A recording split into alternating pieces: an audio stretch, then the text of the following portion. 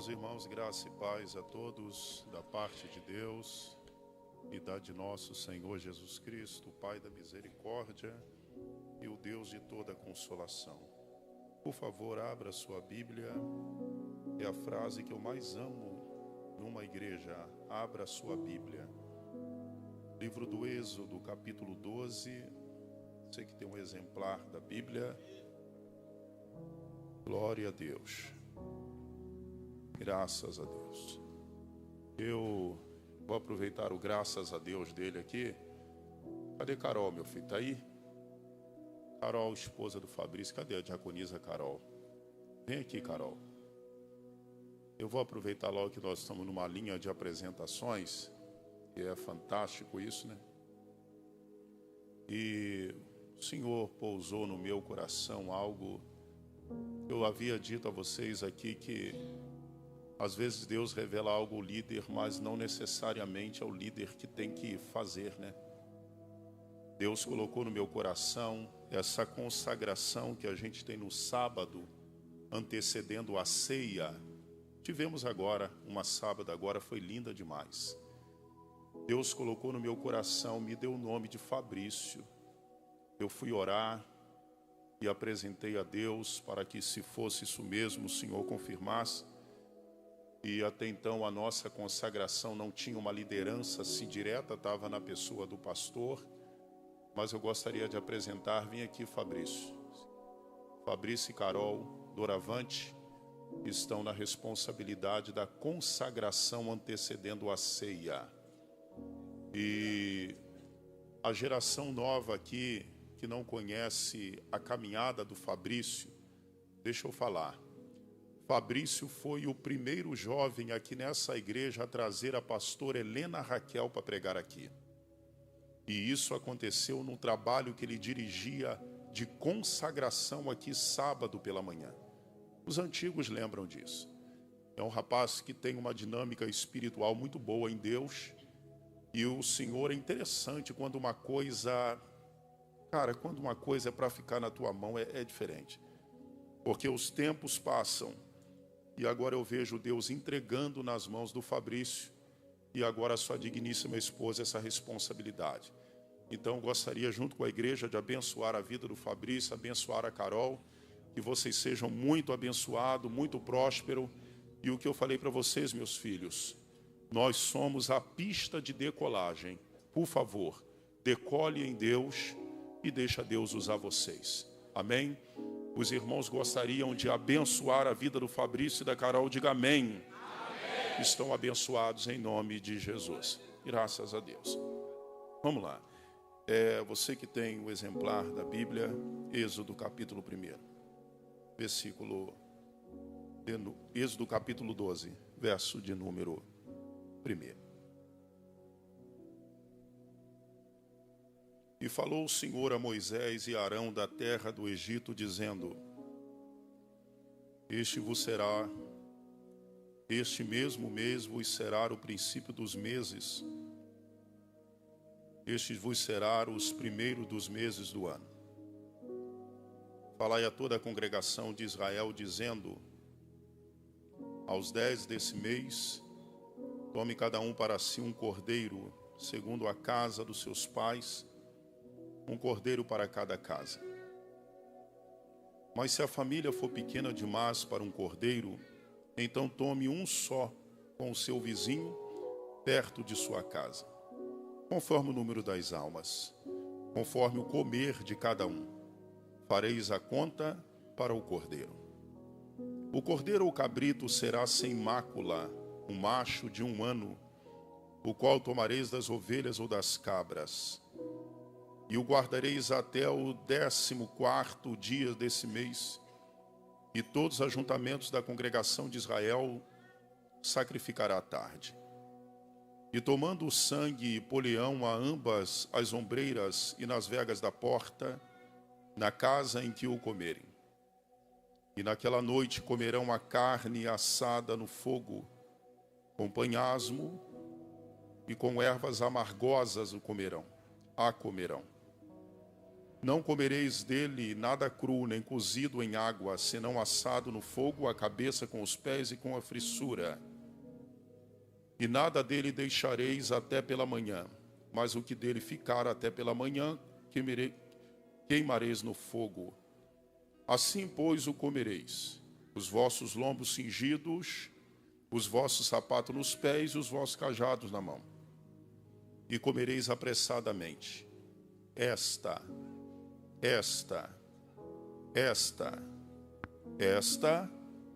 é a Páscoa. Esta é a Páscoa do Senhor. Eu passarei pela terra do Egito esta noite e ferirei todos os primogênitos da terra do Egito, desde os homens até os animais, e sobre todos os deuses do Egito farei juízo. Eu sou o Senhor. E aquele sangue vos será por sinal nas casas em que estiveres. Vendo eu o sangue, passarei por cima de vós, e não haverá entre vós praga de mortandade, quando eu ferir a terra do Egito. Amém. Podeis tomar o teu assento, por favor.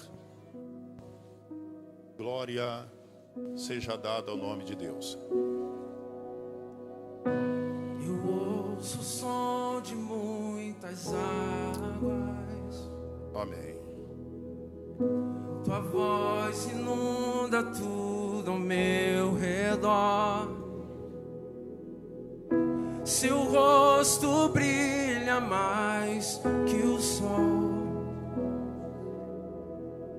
Teus olhos em chamas eu anseio ver. As minhas vestes limpas já estão.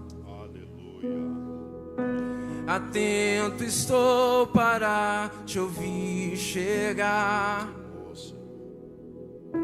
Teu rosto brilha mais que o sol.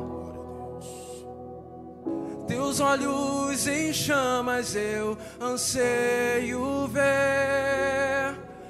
Messias, estamos te esperando, vem, Messias. Abram-se, ó portões, para que entre o Rei da Glória.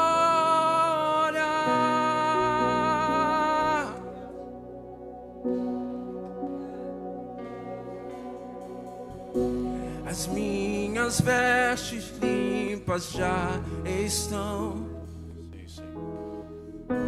Atento estou para te ouvir chegar. Fecha os teus olhos, tenta se conectar com o Senhor. Teu rosto brilha mais que o sol. Teus olhos em chamas eu anseio ver. Messias, coisa linda de estamos te esperando, vem, Messias. Abram-se, ó portões, para que entre o Rei da Glória. Messias, estamos te esperando, vem, Messias. Abra-se, ó portões, para que entre o Rei, para que entre o Rei, para que entre o Rei. Aleluia. Deus é bom. Eu já não estou nem perguntando mais o que ele vai cantar. Esse cara ora. E é impossível dar errado quando tem alguém orando. Amém. Glória a Deus. Coisas lindas, né, irmão? Coisa linda de Deus. Coisas maravilhosas. Amados, hoje nós estamos sendo presenteado com este domingo de Santa Ceia, haja vista que todo ambiente pontua, mostra, revela que a festa desta noite é a maior festa da igreja. Me perdoe, mas diante de todas as manifestações e diante de todas as mensagens pregadas na semana passada, diante da festa bombástica, poderosíssima, potentosa que nós tivemos na semana passada, não tem como comparar a esta festa. A Santa Ceia é a maior festa da igreja. A maior festa. Então, irmão, se tu deu glória a Deus semana passada, tu tem que dar muito mais nessa festa. Se na festa da passada você era impulsionado a ficar de pé, a levantar a mão, você tem que fazer muito mais nesta. Mas por quê, pastor? Não tem nada a ver com quem canta e não tem nada a ver com quem prega. Tem a ver com o motivo de você estar aqui. Morte e ressurreição de Cristo. Então, eu pontuo e vejo esta festa como a maior festa da igreja. Eu quero fazer um pedido, tem obreiros aí de plantão, não tem? Carlos Eduardo está aqui. Quem tiver lá embaixo, pede para subir. Ninguém lá embaixo a não ser o obreiro da portaria. Por favor, Carlos Eduardo. Deus em Cristo lhe abençoe, tá, meu filho? Glória a Deus. Meus amados, vamos lá. Hoje nós vamos pregar subordinado sobre os 3 elementos da Páscoa que nunca pode ser esquecido. Paramos para pensar em algumas coisas referente à Páscoa no nosso contexto do dia a dia. E quando nós falamos de Páscoa, logo as escolas, eu estou falando as escolas no mundo secular, as instituições no mundo secular, pensam logo e sustentam essa ideia, até porque ela vem sendo sustentada ao longo, tá? Então acabam sustentando isso na vida das crianças, até que eu acredito que isso é desconstruído quando a criança chega na maioridade. Então a criança para entender que coelho não coloca ovo, tá? E Páscoa não tem nada a ver com chocolate. Tá? Na verdade, a Igreja de Deus, ela tem esta missão de trazer a realidade, o verdadeiro sentido das coisas. Então, todo ano eu digo para Noel, sai da frente, porque quem nasceu no Natal foi Jesus. Então, todo ano eu digo para o coelho, sai da frente, coelho, porque o real motivo da Páscoa se chama Jesus de Nazaré. Então, na verdade, nós temos, mas pastor, nada a ver, vai bonitinho, vamos sustentar isso daí. Não, como igreja de Deus, a gente precisa revelar a verdade, o verdadeiro sentido. Então, quando nós decidimos fazer alusão, pregar, ministrar a vós outros nessa noite, eu achei como suma importância falar o verdadeiro sentido daquilo que muitos estão comemorando hoje, que é a Páscoa. A verdade, a gente precisa saber a raiz de tudo, e isso se deu-se no período do Êxodo, propriamente dito, no capítulo 12, o povo de Israel estava 430 anos aproximadamente vivendo na casa da servidão. Estava debaixo da vara de Faraó, até que o povo começou a gemer e a orar e a clamar. Então, quando ele geme, clama e ora, Deus chama Moisés e diz assim: Moisés, eu ouvi o clamor do povo e vou descer para livrar. Como Deus me ensina isso. Deus está dizendo, eu estou vendo a aflição, estou ouvindo a oração e eu vou descer para livrar. O versículo após, o que a gente imagina? O Senhor descendo. O grande Criador dos céus e da terra, majestoso, potentoso, descendo para livrar Israel. Não. O que Deus faz? Deus desce. Mas Deus desce através de alguém ou usando alguém. Quando Deus disse que vai descer, Deus chama Moisés. Quando Deus disse que vai resolver, Deus chama Moisés. Então é assim, às vezes nós oramos por uma causa, Senhor, vem e resolve. Aí quem bate na nossa porta é um irmão. Quem bate na nossa porta é uma irmã. Aí você diz assim, poxa, eu queria tanto que Deus viesse. Aí Deus diz, quem disse que eu não vim? Eu vim através do meu filho. Eu vim através da minha filha. Cheguei. E na verdade, quando Deus decide livrar Israel, o Senhor permite que as pragas desçam sobre o Egito. Eu vou tomar tempo porque você conhece essas pragas. Praga da saraiva, praga da mosca, praga dos piolhos, praga do sangue no Nilo, enfim, as pragas. Até que, quando chega no capítulo 12, Faraó com coração resistente, Deus decide fazer duas coisas. Livrar o povo da casa da servidão, tirar o povo daquela situação existente de escravidão que o povo estava inserido, e dentro dessa liberdade que Deus iria dar ao povo, Deus também institui ali a Páscoa. Esta palavra que, na verdade, quando nós olhamos a etimologia desta palavra, a palavra Páscoa quer dizer passar por cima. Eu disse que a palavra Páscoa significa o quê? Passar por cima. Aí você diz, olha só gente, até agora não estou falando nada sobre chocolate nem sobre coelhinho. A palavra Páscoa significa passar por cima. Mas passar por cima por quê?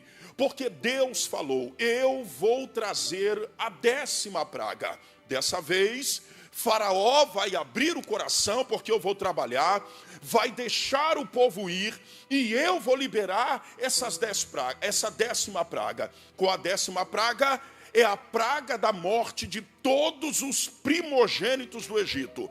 Tanto filhos, estou falando de homens ou mulheres, como também de animais.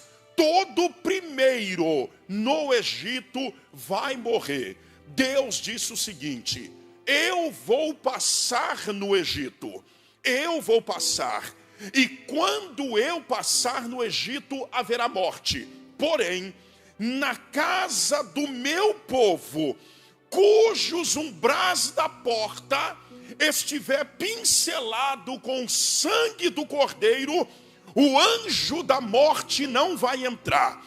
Quando ele estiver vindo e ver a marca do sangue do cordeiro aspergido ou pincelado nos umbrais da porta, o anjo da morte vai passar por cima. Vai passar por cima. Então tinha casa que o anjo da morte vinha e não via sangue, entrava, mas a casa que tinha sangue, o anjo passava por cima.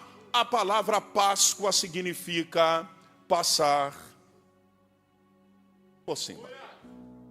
Então, na realidade, quando nós olhamos aqui a instituição da Páscoa, nós entendemos que isso aconteceu dentro deste calendário entre o mês de Abib Nisan, que significa março ou abril, aonde Deus chegou para o povo e instituiu a Páscoa, estabeleceu a Páscoa. E na verdade, que na véspera dessa libertação da escravidão, Deus estabeleceu algumas ordenanças. Deus estabeleceu alguns critérios para que o povo fosse livre da morte e também fosse retirado da terra do Egito. Deus estabeleceu alguns critérios, porque Deus é Deus que estabelece critério. E nesse critério que Deus estabeleceu, Deus ordenou 3 elementos aqui que faria parte da libertação da escravidão do povo. Não foi só falar, gente, vai dormir e amanhã vocês estão livres. Não, não, não. Deus disse, é preciso que seja estabelecido aqui critério para que o povo seja livre da casa da servidão. É por isso que hoje eu venho subordinado ao tema, os 3 elementos da Páscoa, que nunca pode ser esquecido. É como se Deus falasse: o que eu estou falando agora, vocês não podem esquecer. Gente, tem coisa, e eu falava sobre isso na matriz, tem coisa que você diz assim para alguém: ah, fulano, esquece isso. Principalmente quando o negócio é ruim, né? A gente fala assim: nada, esquece. Irmão, agora tem coisa na vida que não é para esquecer. Tem coisa da vida que não pode sair da tua mente. E Deus revela 3 coisas em que o povo de Israel até hoje, porque até hoje eles comemoram a Páscoa, até hoje existe as ordenanças estabelecidas por Deus na mesa do judeu, tá? Tem ordenanças estabelecidas na mesa do judeu, e até hoje, quando eles estão comendo da Páscoa, eles comem da Páscoa, fazendo memorial de 3 coisas que nunca mais eles vão esquecer. Vejamos, pois, a primeira coisa que eu percebo que tem como destaque no texto, no verso 8, é quando Deus diz assim: antes de vocês saírem daqui do Egito, eu quero que vocês comam ervas amargas. Poxa, tanta coisa para colocar num cardápio, pelo amor de Deus. Eu nunca vi ninguém pegar um punhado de bodo e colocar junto da salada. Até porque eu acho que ninguém comeria. Por que que Deus chegou para Israel? E essa daqui é para vocês nunca mais esquecer. Está dentro da questão da Páscoa. Vocês precisam, no momento em que vocês forem fazer a refeição da Páscoa, vocês precisam comer ervas amargas. Mas por que comer ervas amargas? Porque ao comer as ervas amargas, gente, talvez fazendo cara feia, porque ninguém come erva amarga com cara bonitinha. Ai, que delícia, sobrou mais. Duvido, pelo amor de Deus. A coisa mais triste para mim, quando era adolescente, é quando eu dizia assim: ai, minha mãe dizia: o que houve? Mãe, uma dor na barriga. Meu amigo, minha mãe pegava um pauzinho chamado pau pereira. Não, a geração nova não conhece. Irmão, ela esquentava uma água, cara, colocava aquele pauzinho ali, a água ficava amarelinha. E ela sabia a potência do negócio, ao ponto de que quando eu ia beber, ela dizia assim: bebe tudo e não para, porque ela sabia que se eu parasse o segundo gole não teria. O bicho amarga demais, mais do que bodo até. Alguém sabe o que eu estou falando aqui?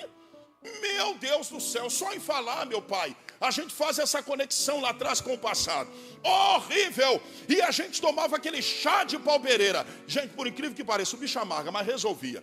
Deus chega para Israel e diz: eu quero que vocês comam ervas amargas. Mas qual o propósito? Porque quando vocês estiverem comendo aquilo que é amargo, eu quero que vocês façam uma conexão com a vida amarga que vocês viviam lá atrás. No momento que vocês estiverem comendo ervas amargas, eu quero que vocês lembrem das chibatadas. Eu quero que vocês lembrem o período que vocês faziam tijolos embaixo de sol quente. Eu quero que vocês lembrem da opressão que os egípcios colocavam em cima de vocês. Eu quero que quando vocês comam ervas amargas, vocês façam uma conexão com a vida amarga. Agora, isso é interessante, porque tem coisas que alguém diz assim, tem coisas, pastor, que não é nem bom lembrar. Mas eu vou falar uma coisa para você. Existem 2 expressões que as pessoas utilizam, e a gente fala sobre isso na igreja. A primeira, a gente diz para uma pessoa assim: olha, em nome de Jesus, siga em frente, não olhe para trás. A gente usa essa expressão para que as pessoas não desistam da fé. A gente utiliza essa expressão para que as pessoas não deixem o caminho. A gente utiliza essa expressão para que as pessoas continuem olhando para Cristo e não olhem para trás como sinal de desistência. Só que às vezes a gente usa também a expressão olhe atrás. Quando a gente utiliza essa expressão olhe atrás, não é no sentido de olhar para desistir. Quando a gente diz olhe atrás, não é o sentido de olhar para abandonar e voltar à velha vida. Quando a gente diz olhe atrás, nós estamos falando, olha quem você era, olha o que você fazia, olha onde você estava uma hora dessa, olha o que você aprontou na vida. Mas para quê, pastor? Para desistir? Não. Às vezes é necessário fazer uma conexão com o passado para que a gente aprenda a ser grato no presente. Irmão, talvez você vá rir, alguém vai rir, alguém vai dizer assim, glória a Deus, tadinho do pastor. Gente, entende ele, coitado. Certa feita eu estava em casa preparando-se para o banho, não sei se eu iria sair aquele dia. E de repente no quarto, roupa passada, tudo direitinho. De repente eu cheguei na porta do banheiro, fiquei olhando para o chuveiro. E por incrível que pareça, olhando para o chuveiro da minha casa, me deu vontade de chorar. Aí você diz assim, uau, primeiro homem que eu percebo que olha para o chuveiro e dá vontade de chorar. Você sabe por que me deu vontade de chorar? Porque por um pequeno momento, eu fui lá atrás e lembrei do banheiro humilde, de pau-pique que tinha na casa da minha mãe. E a minha vontade era ter chuveiro, e não tinha. Enchi uma certa fé, que ideia brilhante, uau! Enchi uma garrafinha de 5 litros, arrumei um gancho e pendurei na madeira. Peguei uma mangueirinha pequena, coloquei dentro, puxei e comecei banho de chuveiro. Você está entendendo por que eu parei perto do chuveiro e comecei a chorar? Porque o que eu não tinha antes, eu tenho hoje. É por isso que ervas amargas significa, dá uma olhadinha lá atrás e você vai arrumar um motivo agora de levantar a mão e dizer glória a Deus. Dá uma olhadinha lá atrás. E quando você pega o cálice da Santa Ceia e você percebe que aquilo já não é mais uma cachaça, aquilo já não é mais uma bebida, não é mais uma cerveja, você tem motivo para dizer glória a Deus. Quando você olha para o lado e percebe, é a minha esposa que está aqui, meu filho está ali, e quando você saía no final de semana e nem via a sua família, você tem motivo de levantar a mão e dizer glória a Deus. Quando muitas das vezes na tua vida tu ficava pedindo um aqui, um ali para ter o que comer, e hoje quando alguém diz, alguém tem 1 quilo para obra social, você é aquele que sobe as escadas com a bolsa de compra na mão. Oh meu Deus, o que é isto? É motivo de olhar lá atrás. Alguém aqui tem motivo? Alguém aqui tem motivo? Por favor, pense agora quem você era e o que você viveu. Se encontrar motivo, dá glória a Deus. Ah, Pai.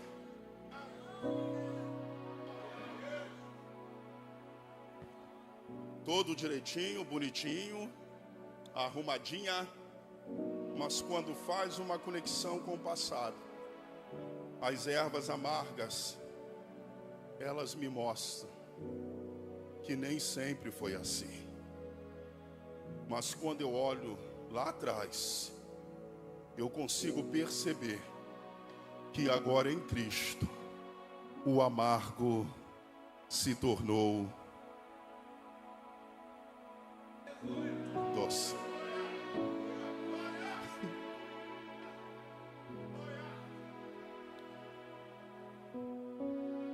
Agradeça a Deus pelo que você é hoje. Nós temos uma dificuldade nós temos uma facilidade de olhar para aquilo que falta e temos dificuldade para ver o que Ele já fez, cara. Temos dificuldade para ver o que Ele já fez. Então, se existe uma coisa na Páscoa que vocês não devem deixar, é de no momento que comer as ervas amargas, entender a velha vida que você vivia e a vida que você vive hoje em Cristo. É por isso que eu amo as palavras de Paulo. Por favor, projeta. Eu quero um bom aí, porque eu falei que vou usar muito a Bíblia. Efésios capítulo 2, verso 1. Uau, isso aqui é o testemunho da nossa fé. Olha aqui. Todo mundo tem antes e depois na vida, e a gente precisa bem dizer a Cristo por isso, porque é por Ele, para a glória dEle, que hoje nós vivemos uma nova vida. Aí Paulo vai dizer, e nos vivificou. Paulo vai dizer, estando vós mortos em ofensas e pecados, em que noutro tempo andaste segundo o curso deste mundo, segundo o príncipe da potestade do ar, do espírito que agora opera nos filhos da desobediência, entre os quais todos nós também andávamos errados, desejosos da nossa carne, fazendo a vontade da carne e dos pensamentos, e éramos por natureza filho da ira, como os outros também. Oh meu Deus, o que é isso? É fazendo conexão com o passado para glorificar a Deus no presente. E que tal da glória a Deus? Nós damos glória a Deus começando, mas Deus, que é riquíssimo em misericórdia, pelo seu muito amor que nos amou, estando nós ainda mortos em nossas ofensas e pecados, nos vivificou com Cristo. Pela graça sois salvo, e nos ressuscitou juntamente com Ele, e nos fez assentar nos lugares celestiais em Cristo. Quem sentava na mesa de um bar, hoje está sentado nos lugares celestiais em Cristo, para mostrar o século vindouro e na abundante riqueza da sua graça, pela benignidade para conosco em Cristo Jesus, porque pela graça sois salvos por meio da fé. Isso não tem nada a ver com você, isso não vem de vós, é a graça, é a bondade, isto é dom de Deus. Os transformados estão aqui.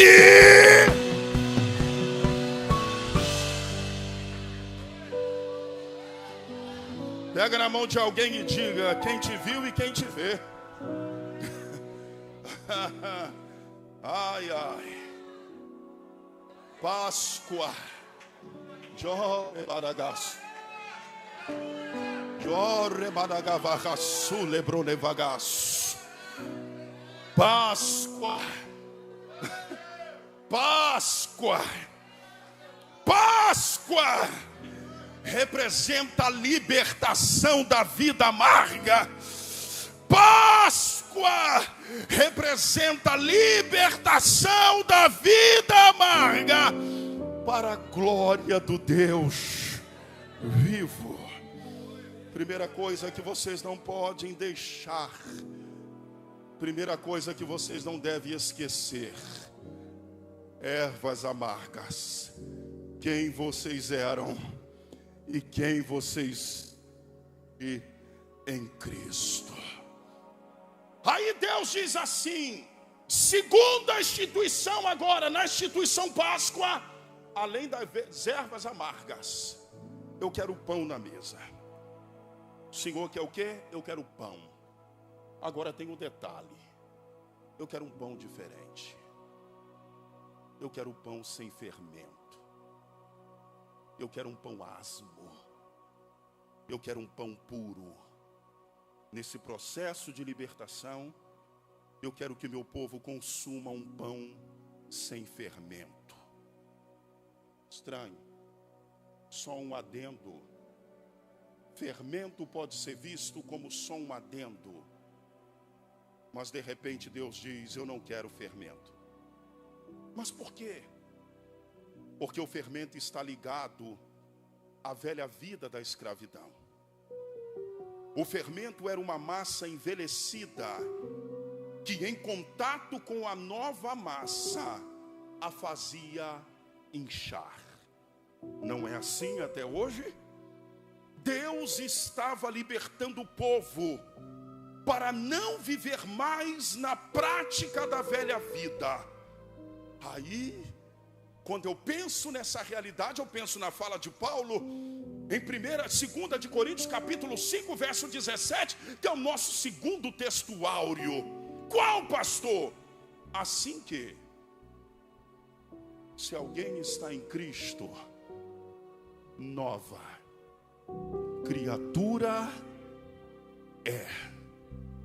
As coisas velhas, fermento, já passaram, e eis que tudo se fez novo, uma nova. Observe que uma vez que saiu do Egito, que representa o mundo, a velha vida terá que ser deixada para trás.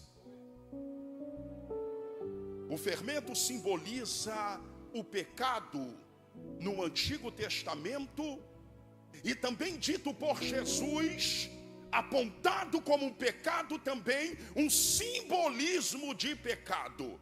Pastor, pastor, eu gosto de fazer uns bolos, um negócio, é pecado, símbolo, simbologia do pecado. É por isso que Deus disse: eu não quero que vocês peguem a massa velha, porque massa velha representa a velha vida, e não dá para dizer que é um cristão vivendo prática velha. Não dá para dizer que é um cristão na igreja levantando a mão, adorando, falando em língua, e quando chega lá fora faz tudo ao contrário. Não dá para sentar na mesa de Deus e lá fora servir a mesa dos demônios.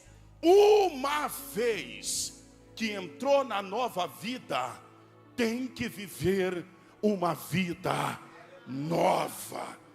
É por isso que Jesus diz que não é bom pegar um vinho novo e colocar no odre velho, porque se colocar vai romper, porque o odre velho não tem elasticidade. Jesus disse que não pode pegar uma roupa nova, tirar um pedaço dela e colocar numa roupa velha.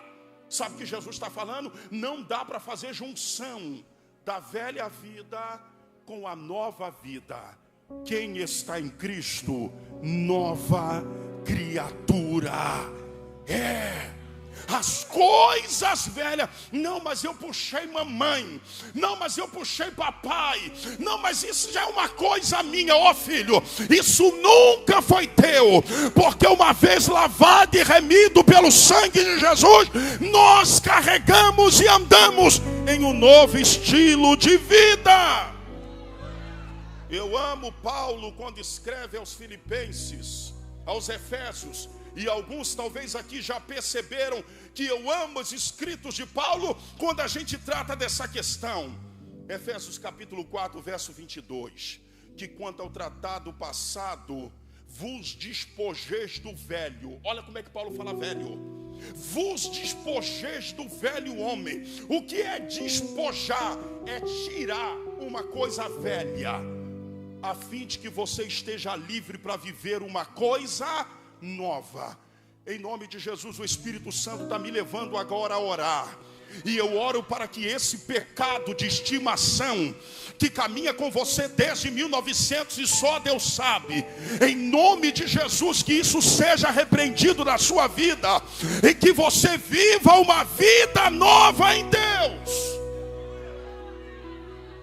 que quando ao tratar do passado, diz Paulo, vos despojais do velho homem, que se corrompe pela concupiscência do vosso engano, e renoveis no espírito da vossa mente. Aí ele diz, e vos revistais do novo. O que é evangelho?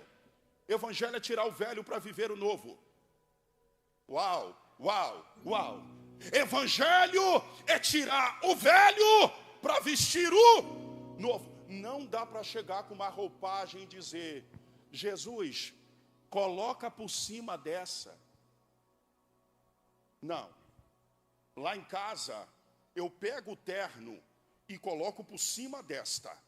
Mas na vida espiritual, Jesus me diz, tira essa para me colocar a minha.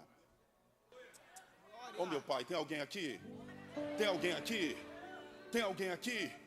Ah, mas não, tira o velho, para que seja estabelecido o novo.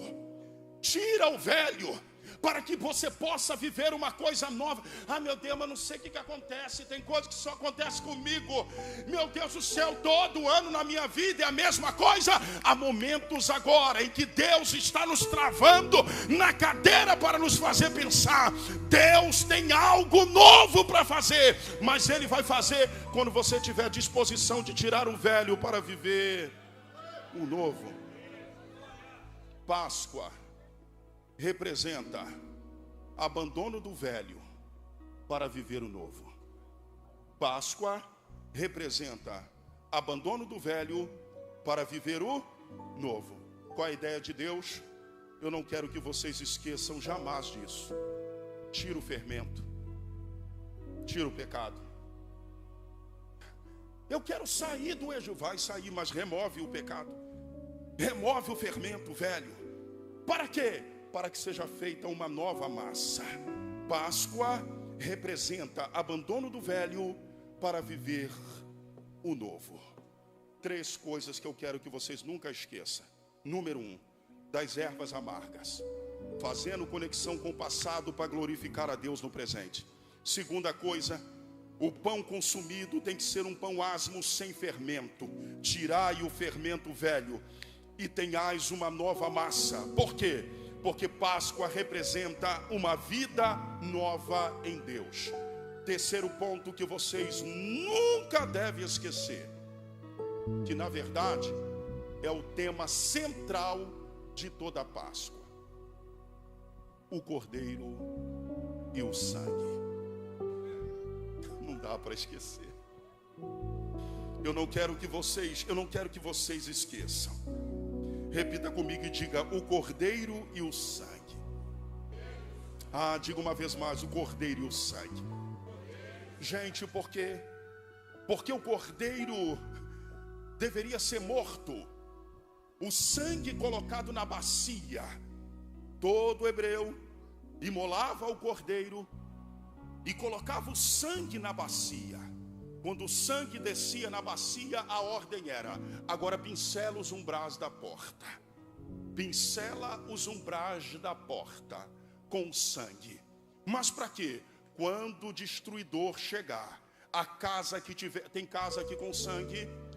A casa que tiver com sangue, oh Deus, oh Senhor, agora eu entendo por que minha casa tem sangue lá. Ah, quando o destruidor chegar, ele vai passar por cima. Por quê?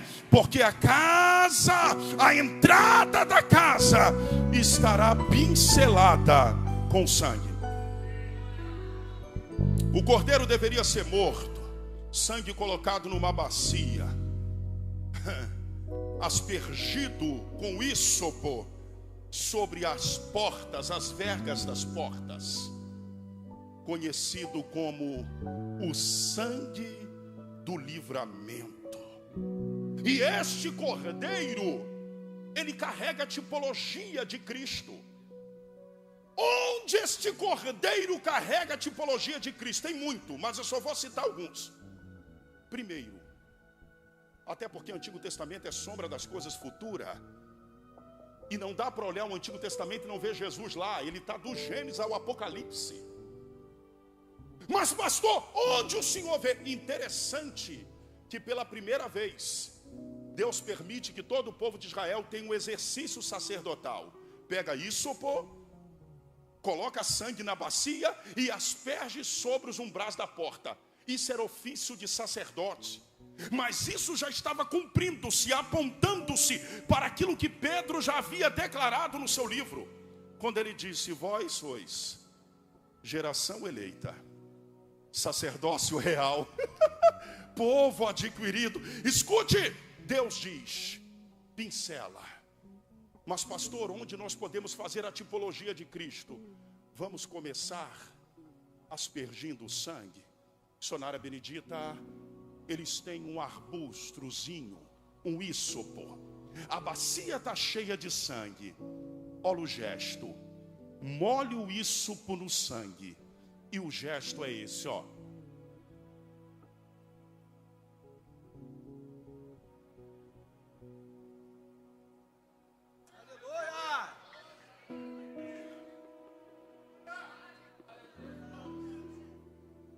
Oh meu Deus, tem alguém aqui lembrando de alguma coisa? Ó o gesto. Molhe o ísopo. Ó.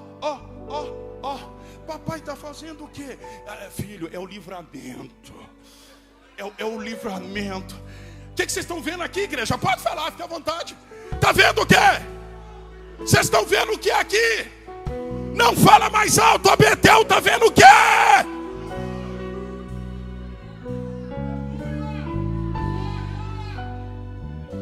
A cruz de Cristo estava lá. Mas pastor, onde nós conseguimos ver a ação do Cordeiro? E eu percebo que este Cordeiro carregando a tipologia de Cristo. Mas tipologia como? Como podemos ver o próprio Cristo como Cordeiro? Gente, João capítulo 1, verso 29. No dia seguinte, João viu Jesus que vinha para ele e disse: eis aí o Cordeiro de Deus, que tira o pecado do mundo. 750 anos antes de Cristo nascer, lá vem Isaías no capítulo 53, no versículo 7. Ele foi oprimido e afligido, mas não abriu a sua boca.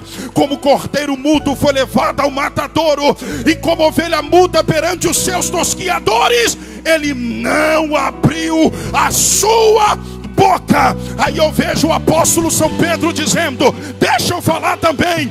Fala, Pedro. 1 de Pedro capítulo 1, versículo 18.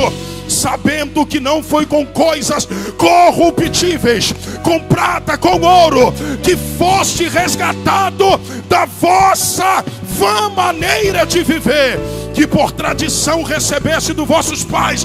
Lá vem o verso 19.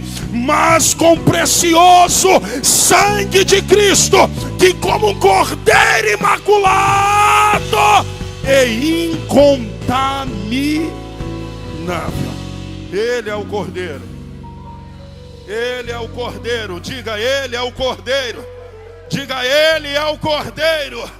As ações do Cordeiro, as ações do Cordeiro da Páscoa e Cristo, onde nós podemos conectar o Cordeiro imolado pela família e o Cordeiro imolado pelo próprio Pai. Espera aí, pastor, melhora isso. Quem foi que imolou a Cristo? O próprio Pai. Isaías no capítulo 53 vai dizer: Deus agradou em moê-lo, fazendo-o enfermar. Então quem moeu Jesus não foi Satanás. Uau! A pior fase da vida de Cristo foi quando Satanás pegou e... Não. Mas pastor, aquelas orrague de 3 pontas que desceu, era o Pai moendo. Pastor, aquela coroa de espinho, era o Pai moendo. Pastor, mas aquela haste da cruz que pesava mais de 50 quilos, era o Pai moendo. Para quê? Para que você não fosse moído hoje. Era o Pai moendo, para que você não fosse moído hoje. Aí eu percebo que as ações do Cordeiro nos tempos da família dos hebreus e Cristo imolado por Deus. Primeiro que eu percebo aqui é que o Cordeiro tinha que ficar, antes dele ser morto para a Páscoa, ele tinha que ficar 14 dias dentro de casa com a família. A ordem é: escolhe um cordeiro. Escolhi, o cordeiro está aqui, com 1 ano, está tudo direitinho, está dentro do critério? Tá.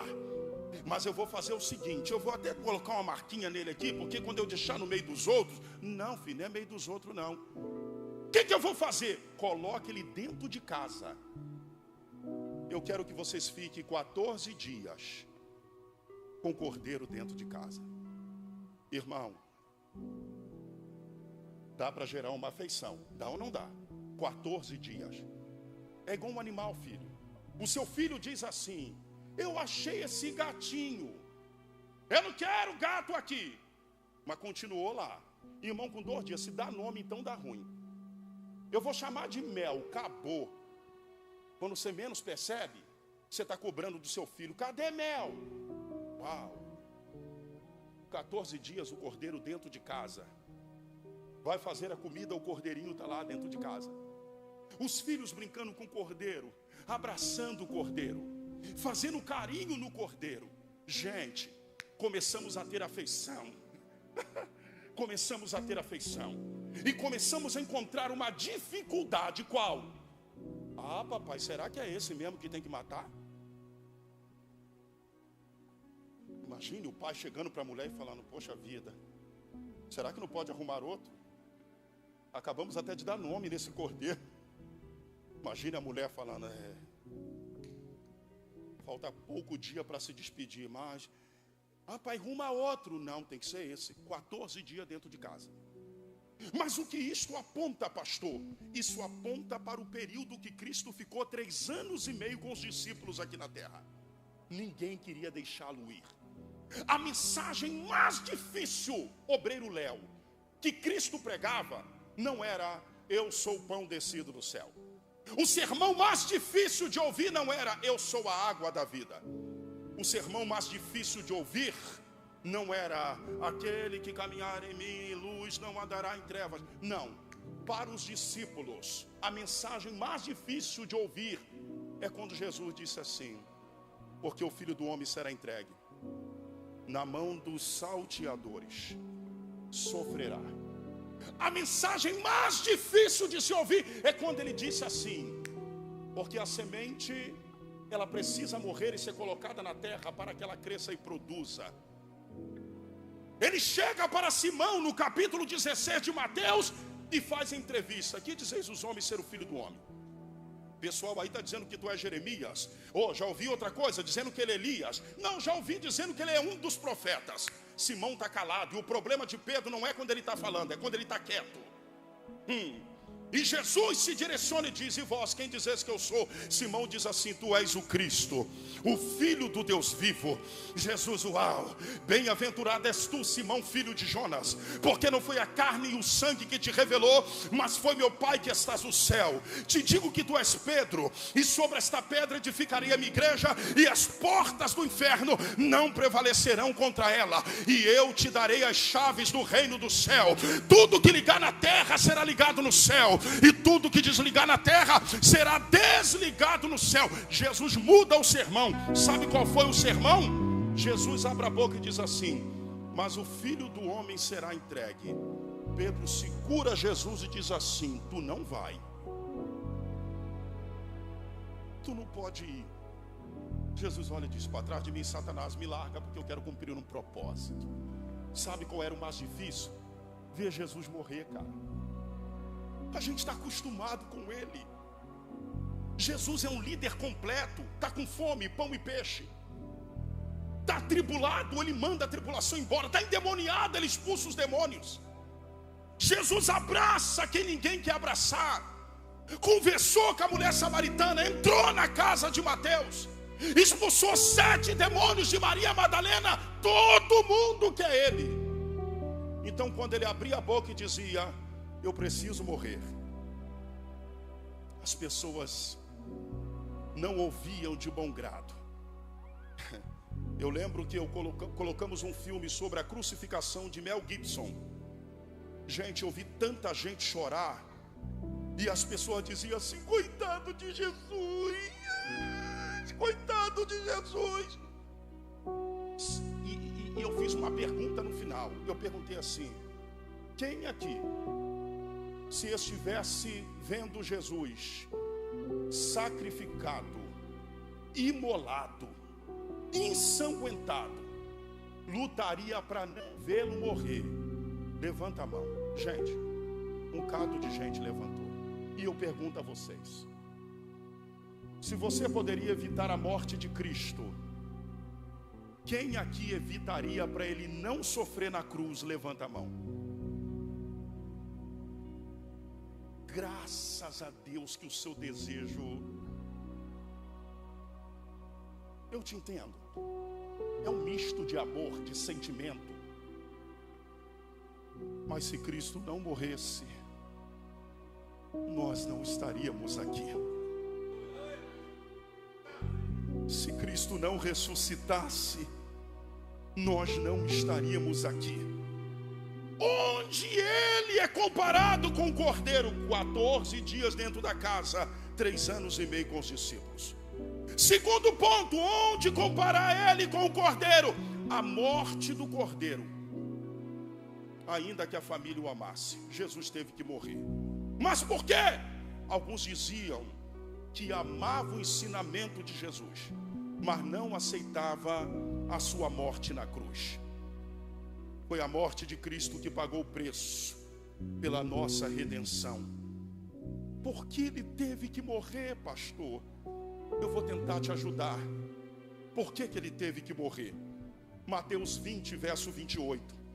Bem como o Filho do Homem não veio para ser servido, mas para servir, e para dar a sua vida em resgate de muitos. Se ele não morresse, você não seria resgatado. Mas por que ele teve que morrer?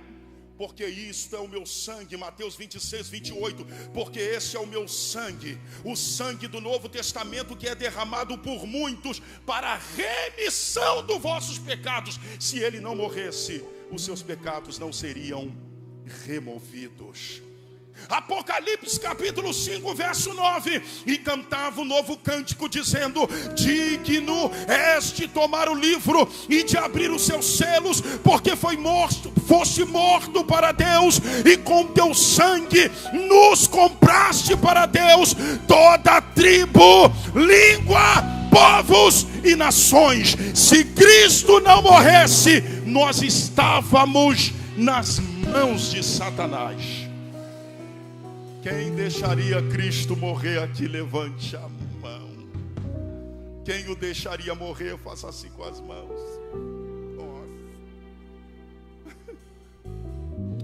Esquisito.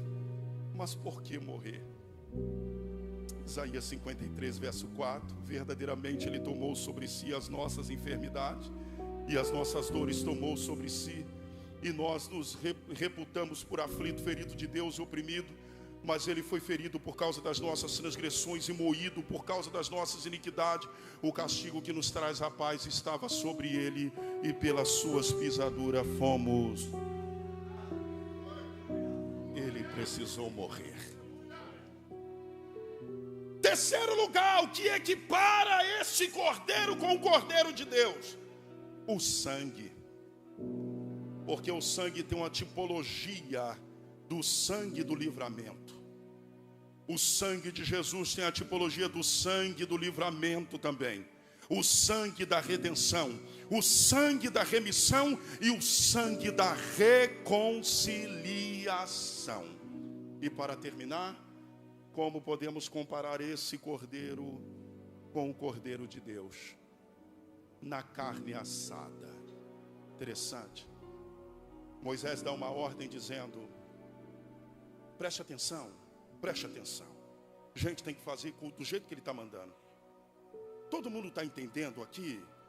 A carne não pode ser cozida. Está todo mundo entendendo? A carne tem que ser assada. Vamos fazer um coral para entender. A carne tem que ser e não. Porque a carne não pode ser cozida. A carne tinha que ser assada e não cozida. Por quê? Porque como cordeiro de sacrifício, preste atenção, Os hebreus não tinham panelas grandes. Se a carne fosse ser cozida, eles teriam que pegar o cordeiro e cortar, quebrar todos os ossos do cordeiro, reparti-lo em pedaço e colocar dentro de uma panela. Logo, se os ossos desse cordeiro fossem quebrados, ele não seria mais visto como cordeiro perfeito. Então Deus dá uma ordem dizendo: não quero ninguém cozinhando, eu quero vocês, eu quero assado inteiro. Aí você diz assim: tá, mas o que isto tem a ver com Cristo? João capítulo 19, verso 31 em diante. Os judeus, pois, para que no sábado não ficasse os corpos na cruz, visto como era a preparação, pois era grande o dia de sábado, rogaram a Pilatos que se quebrassem as pernas e fossem tirados. Todo homem pendurado na cruz deveria quebrar a perna e ser tirado. Vamos lá, se Pilatos deu a ordem, os soldados, vamos fazer. Foram, pois, os soldados, e na verdade quebraram a perna do primeiro. Lembra quantos ladrões estavam do lado de Jesus?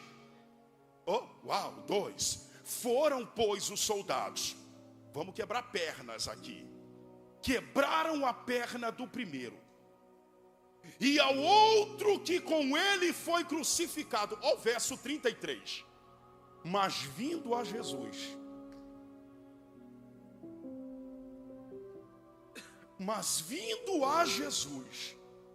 e vendo já morto, não quebraram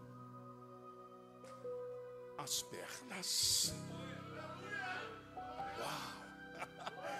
Você sabe por que o soldado vem? Perna do primeiro, perna do... Interessante, porque para quebrar a perna do segundo, tu já pegou aí, né? Dá vontade de colocar o microfone na boca dele. Gente, Jesus é o homem da cruz do meio. Soldados vai quebrar a perna, era natural. Quebra a perna do primeiro. Natural era quebrar a perna do... Mas olha, eles quebram a perna do primeiro, passam por Jesus e quebra a perna do terceiro.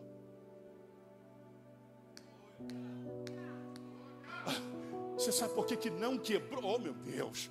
Você sabe por que não quebrou? Porque escrito está que como cordeiro perfeito, nenhum dos seus ossos seriam quebrados. Jesus é o sacrifício perfeito de Deus.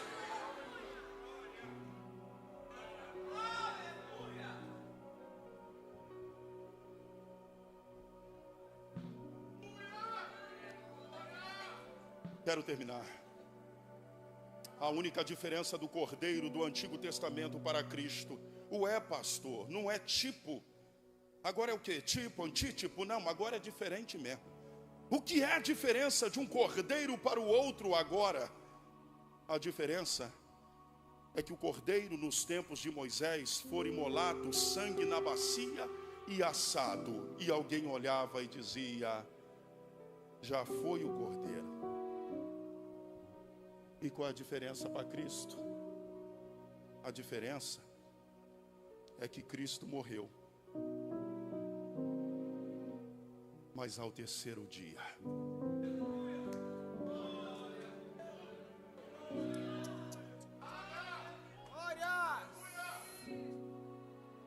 morreu como cordeiro, mas ressuscitou como leão. As mulheres no túmulo, e a pergunta é: por que procura o que vive dentre os mortos? Ele não está aqui, ele já ressuscitou. Uau!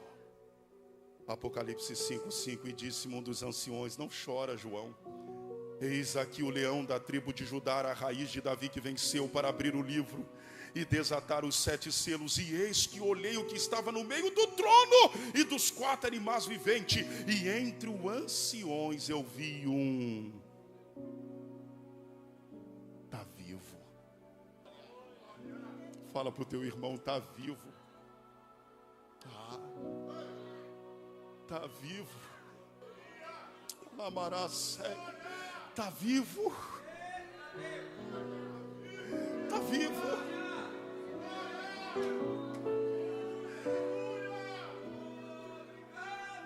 Todas as pessoas que morrem, é natural ter uma plaqueta de informação dizendo: aqui jaz o corpo de fulano de tal.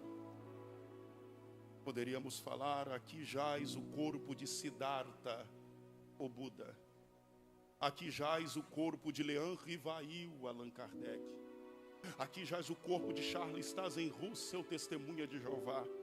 Aqui jaz o corpo de Carol Wojtyla, João Paulo II, uma das grandes autoridades da Igreja Católica Romana. Aí, quando chega no túmulo de Jesus, ele não está aqui.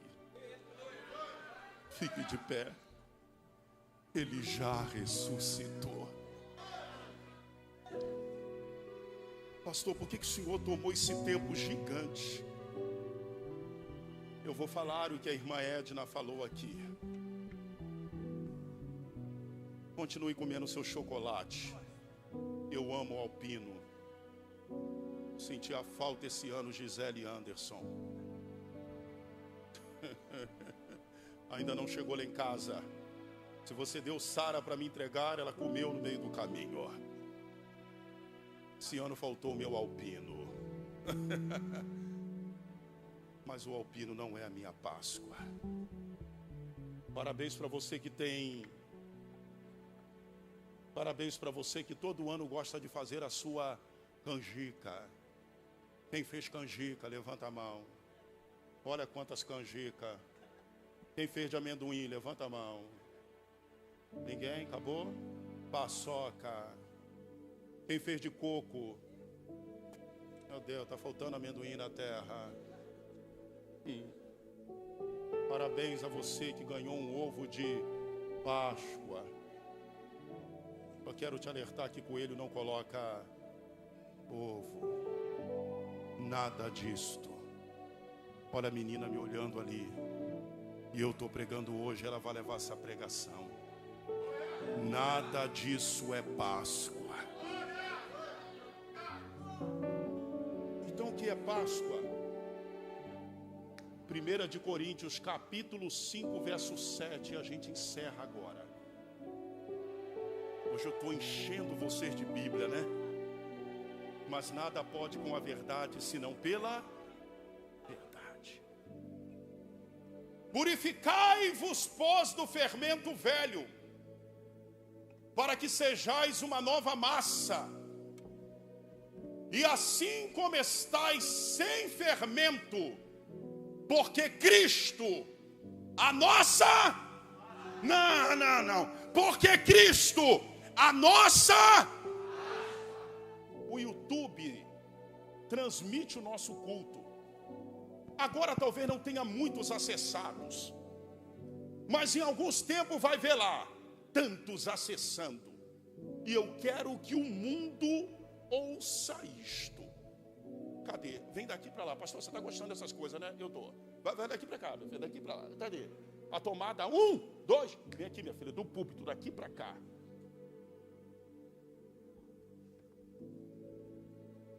Quando eu contar de 1 até 3, você vai gritar para o mundo todo ouvir e entender. Quando eu gritar 1, 2, 3, você vai gritar: Cristo é a nossa. Vamos lá? Eu vou ler o texto aqui primeiro. Purificai-vos, pois, do fermento velho, para que sejais uma nova massa, assim como estáis sem fermento. 1, 2, 3. Cristo é a nossa. A Aplauda ao Senhor, aplauda ao Senhor. Aplauda ao Senhor. Aplauda ao Senhor. Aplauda ao Senhor. Cristo é o Cordeiro Pascal. Cristo é o Cordeiro Pascal. Cristo é o Cordeiro Pascal. Ele é a Páscoa. Ele é a nossa Páscoa. Ele é a primícia dos que dormem. Ele é a nossa Páscoa. Oh!